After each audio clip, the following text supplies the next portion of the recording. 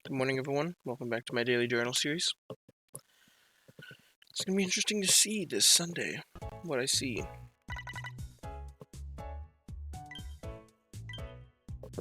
Now, gotta do the typical thing, review later.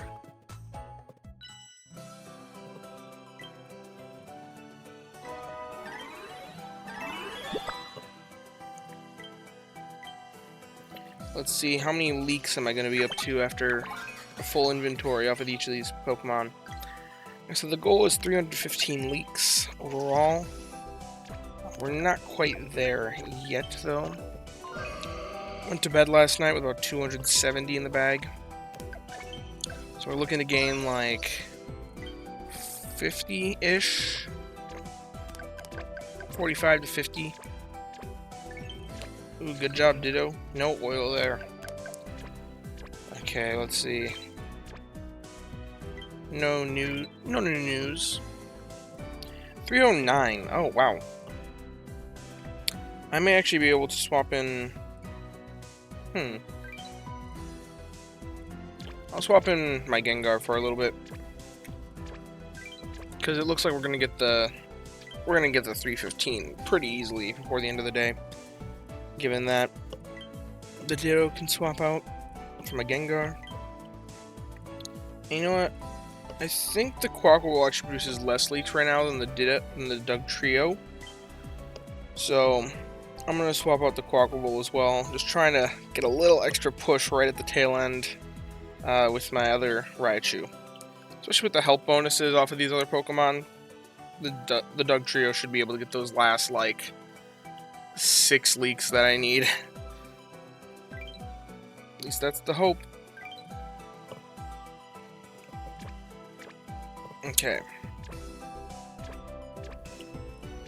Let's make our breakfast real quick.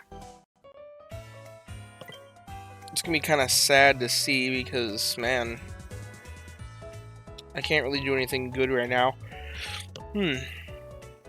If I saved up a few more herbs, then I could make heat wave tofu salad, but I'm probably gonna do that for lunch.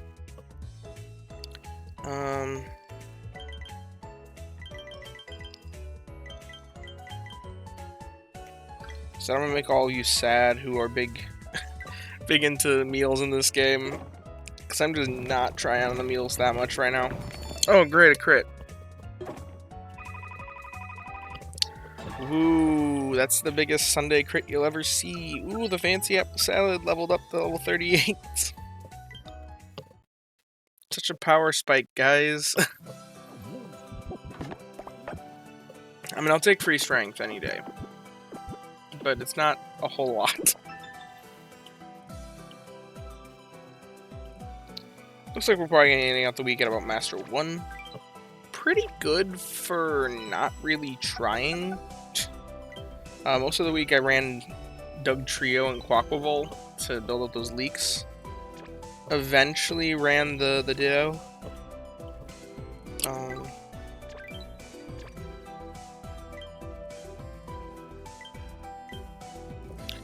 Let's see, 10 diamonds. We're up to 570, which is pretty significant. Okay, let's see. What do we see?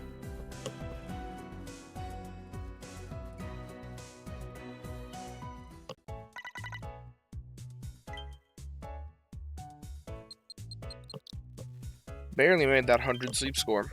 Ooh, that looks like there's gonna be snoozing. I don't really care too much about snoozing on the old gold power plant. I already have good Raichu, so I don't need to see more Pikachu. I should see like 7 Pokemon or so. I don't need to be well into Master to get 8, but I'll take the 7 spawns. It's never bad. Fuecoco, Eevee, Shinx, Pikachu, and Mr. Mime. I find it very interesting that they put Mr. Mime at the old gold power plant, because before it was the exclusive of Cyan Beach.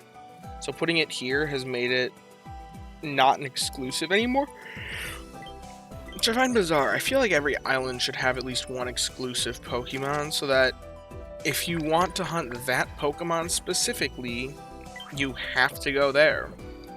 But they kind of changed that up with both Steelix and with Mr. Mime. Now, Steelix isn't as bad because Onyx isn't at Old Gold Power Plant. It's a lot easier to hunt Onyx than it is to hunt Steelix.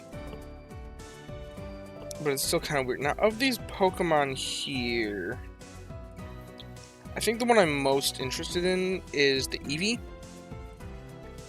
I mean, Shinx is kind of interesting, but I have a good Shinx. I have good Pikachu. I have good Raichu. I have a good Fuecoco. I'm probably not going to be taking this Eevee home today, though, because I just don't have the Pokebiscuits right now. I'm dry, completely dry on Pokebiscuits, so Eevee gets to sit there one pip away until the next time I see it. Of these Pokemon, it's definitely the Pikachu or the Eevee candy here, I feel. Maybe the Shinx. I've been sending out a lot of Pikachu candy lately, and I know that a lot of people have a lot of Eevee candy, so you know what? Well, I'll go. If it were me, I would prefer the Pikachu candy, so I'm gonna go off of that. I don't know if it's what most people would want, what most people would pick, but I'd prefer it over the Shanks candy, so I'm just gonna go off that. Now, we got about 13,000 Dream Shards here. That is always welcome, because I need every last bit of Dream Shards I can get, for the reasons that I showed last time. Ooh, wait, we got a badge. Let's see, what's it gonna be? Probably like, I don't know, electric type Pokemon scene, or times hit 80 sleep score or higher. No, electric type Pokemon scene first. Oh, Handy Candy M. Wait a minute, that's huge. That is huge, because I might be able to finally level up my Sand Quaquaval to level 50. Which I'm not using it anymore, so that's actually not that big of a boost, but I've been waiting so long to do that. I'm still about 114,000 shards away from doing that, but I'm about to be like 200,000 or so. Let's see. If I go into the calculator here, if I take a look at my Quaquaval, where is he? Here he is.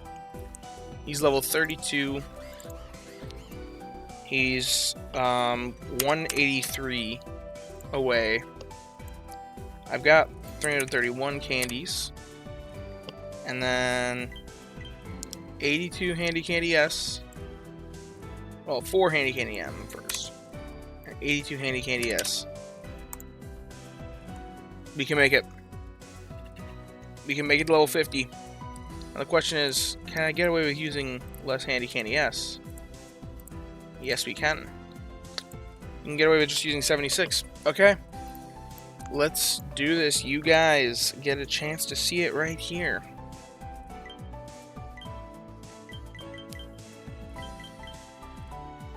Booyah. And then all my Handy Candy M. I've been holding on to this stuff for so long. It's not going to get him to 60 like I really want him to, but this is my huge investment. I've been working on this guy for ages.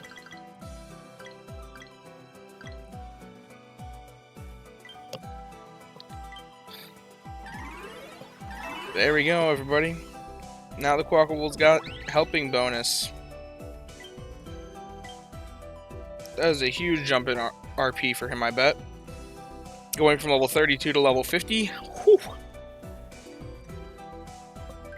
Let's see.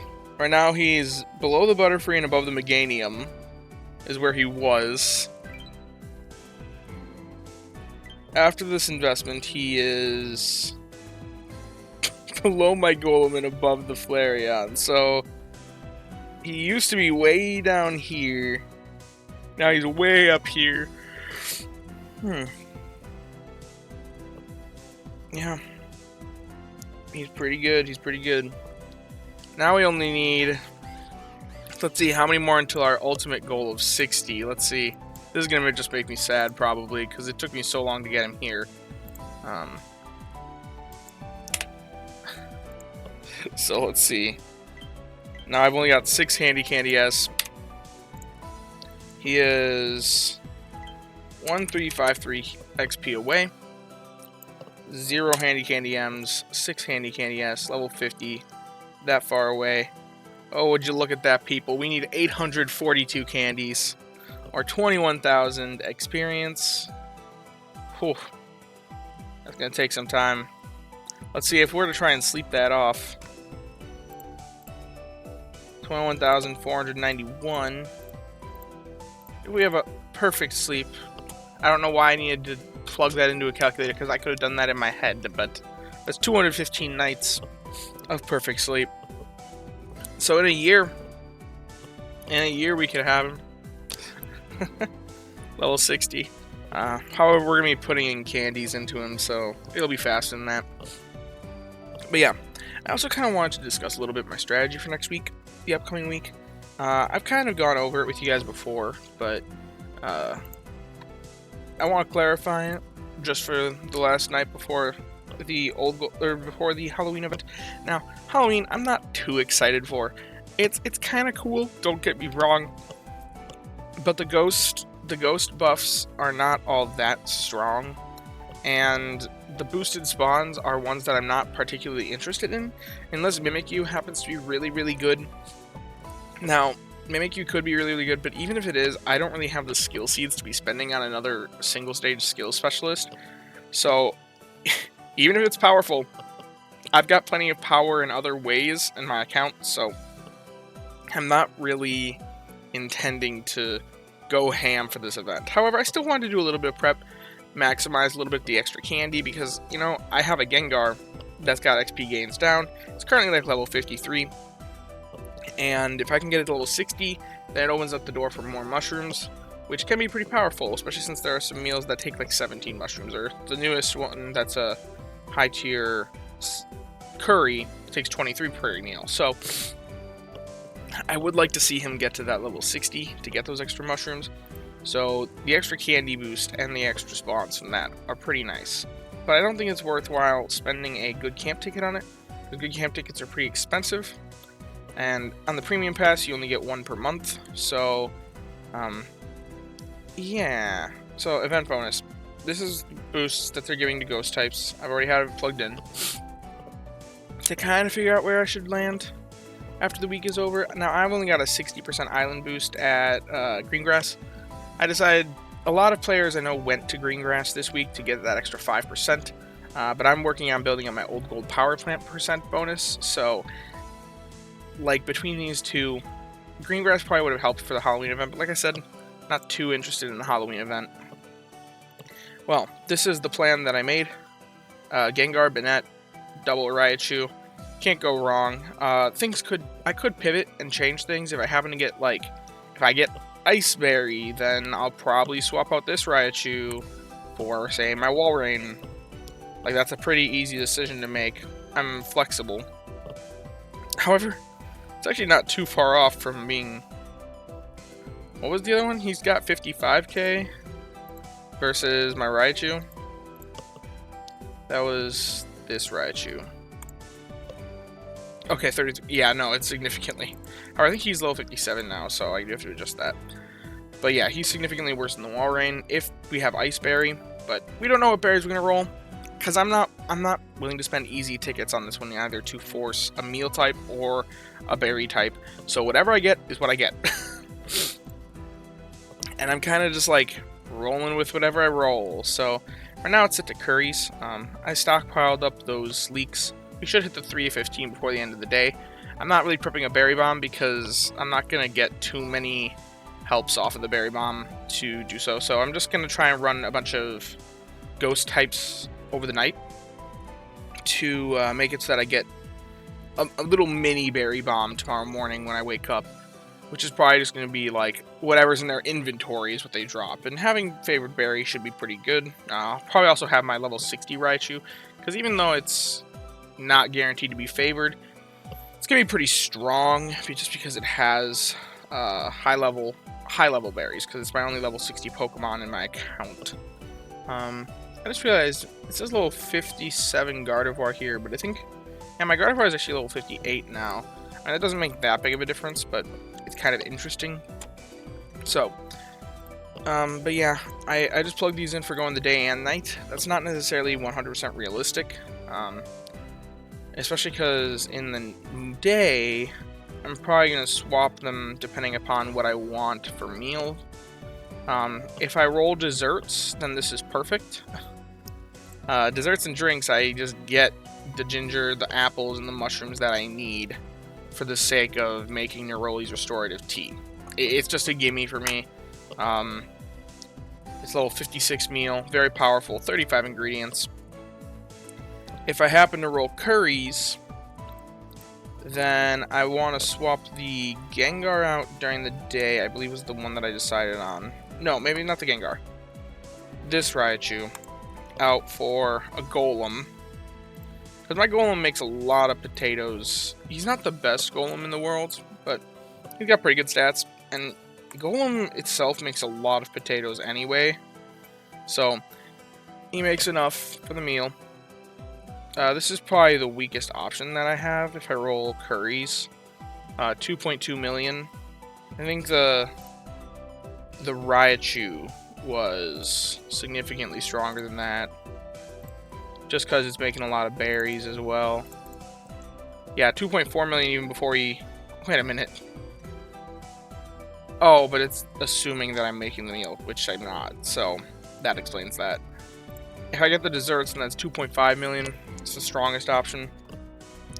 Salads actually might be stronger, come to think of it, but 2.7 million on the salads. But I do need to run something to make these soybeans, which I believe the plan was to put in my...